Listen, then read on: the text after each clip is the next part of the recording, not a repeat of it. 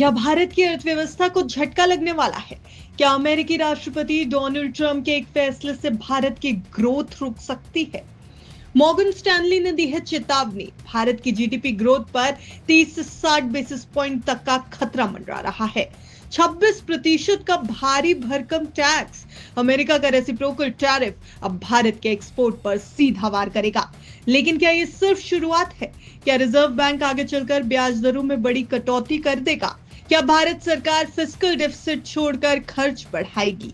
इन सब सवालों के जवाब आज इस वीडियो में ढूंढने की कोशिश करेंगे, आसान भाषा में और पूरी गहराई से आपको पूरा मामला समझाएंगे। इसलिए वीडियो के अंत तक हमारे साथ जरूर बने रहिएगा। दरअसल अमेरिका के राष्ट्रपति डोनाल्ड ट्रंप ने भारत से आने वाले सामानों पर 26% का रेसिप्रोकल टैरिफ लागू करने की घोषणा की है। ये टैरिफ 9 अप्रैल 2025 से लागू होगा। पहले खबर थी कि टैरिफ 27% होगा, लेकिन अमेरिकी सरकार ने साफ कर दिया है कि ये दर सिर्फ 26% ही होगी। ट्रंप ने कहा कि भारत अमेरिका पर 52% का टैक्स लगाता है, इसलिए अमेरिका इसका आधा यानी 26% रेसिप्रोकल टैरिफ लगाएगा।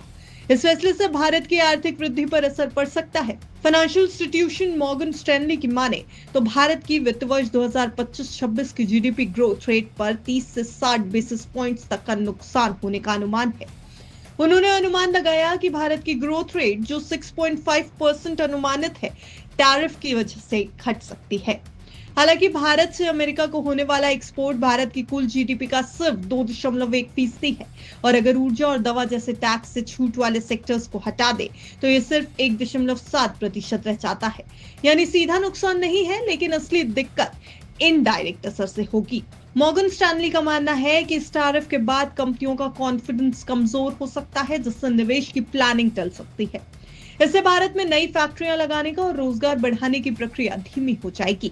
इन हालातों को देखते हुए भारत का रिजर्व बैंक अगली पॉलिसी मीटिंग में ब्याज दरों को 0.25% यानी 25 बेसिस पॉइंट की कटौती के साथ लाएगा।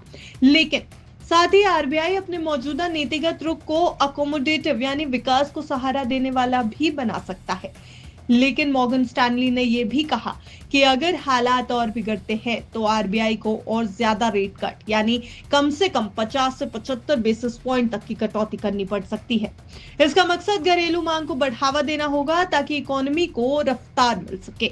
इसके अलावा सरकार से भी उम्मीद की जा रही है कि वो खर्च बढ़ाएगी, खासतौर पर इंफ्रास्ट्रक्चर जैसे क्षेत्रों में, और फिस्कल डेफिसिट पर फिलहाल ज्यादा ध्यान नहीं देगी।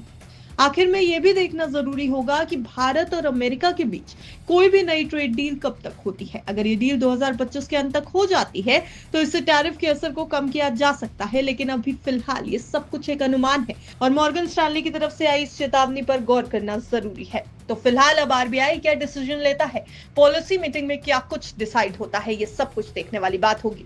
ब्यूरो रिपोर्ट, बेस्ट तक।